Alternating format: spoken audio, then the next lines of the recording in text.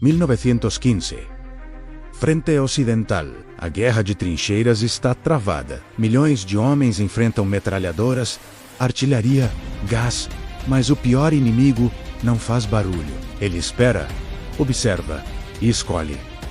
A morte visitava as trincheiras e não tinha rosto. Esta é a história da guerra mais íntima e aterrorizante da história. A guerra do atirador de elite.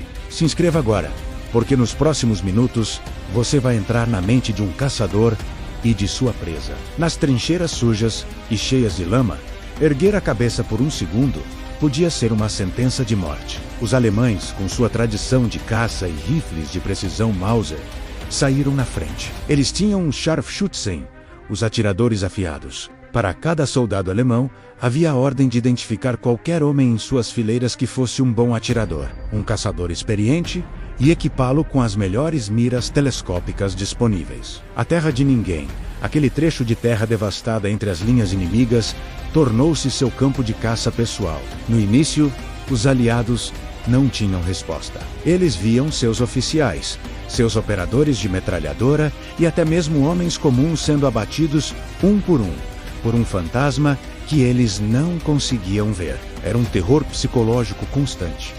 Não era mais só atirar. Era ciência. Vento, umidade, a curvatura da bala.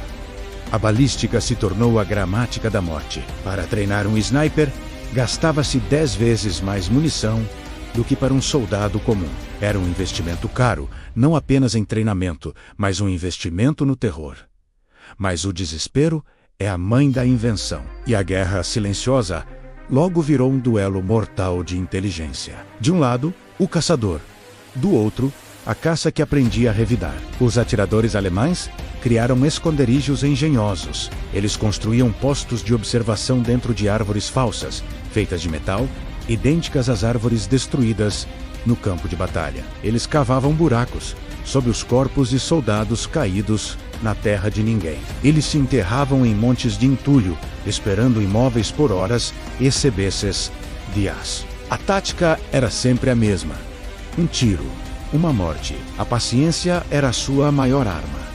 E os alvos eram escolhidos a dedo. Oficiais, facilmente identificáveis pelos binóculos e mapas, eram prioritários. Abater um oficial significava decapitar a liderança de um pelotão inteiro, gerando caos. Operadores de metralhadora eram o próximo alvo, para silenciar as armas mais mortais da trincheira. E às vezes, o alvo era simplesmente um cozinheiro, para cortar o fornecimento de comida e destruir o moral das tropas. Do outro lado, os soldados aliados começaram a desenvolver suas próprias contra-táticas. A primeira regra era nunca, jamais, erguer a cabeça acima da trincheira. Eles usavam periscópios e espelhos para observar o inimigo. Mas a tática mais engenhosa foi o uso de iscas. Eles criavam manequins, cabeças de papel machê, com cigarros acesos na boca, e os levantavam lentamente, tentando atrair o tiro do sniper. Quando o atirador inimigo mordia a isca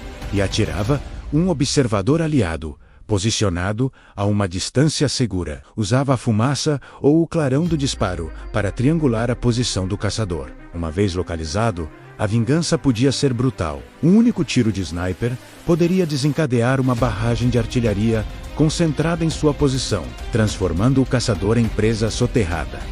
Então, os aliados criaram seus próprios caçadores. Nascem os contra-snipers. Homens como o canadense Francis Pegamagabo, um indígena da primeira nação Ojibwa. Ele não era apenas um atirador de elite com mais de 378 mortes confirmadas. Ele era um batedor, um guerreiro que se arrastava pela terra de ninguém à noite para entregar mensagens e capturar prisioneiros. Ele era um fantasma para os alemães, um herói para os seus. Sua lenda inspirou uma nova geração de atiradores, cujo legado se estenderia até a Segunda Guerra Mundial, com figuras como o finlandês Simo H, IH, a Morte Branca. O sniper se tornou uma peça fundamental no xadrez da guerra. Esses homens não eram apenas soldados, eram caçadores de homens. Sua guerra era pessoal, um jogo de paciência, astúcia e nervos de aço travado a centenas de metros de distância.